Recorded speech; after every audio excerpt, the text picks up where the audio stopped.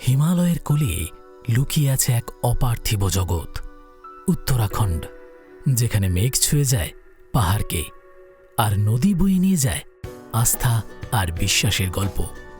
এই পবিত্র ভূমিতেই রয়েছে হিন্দু ধর্মের অন্যতম 4 মহাতীর্থ: যমুনোত্রী, গঙ্গোত্রী, কেদারনাথ আর বদ্রীনাথ, যাদের উত্তরাখণ্ডের 4 ধাম বলা হয়।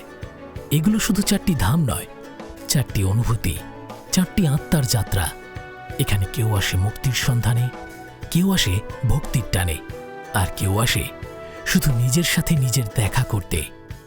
তাই একদিন আমিও একাই বেরিয়ে পড়েছিলাম এই অজানার পথে, যেখানে প্রতিটা বাঁকে ছিল নতুন চ্যালেঞ্জ, আর প্রতিটি মুহূর্তে লুকিয়েছিল নতুন একটা গল্প।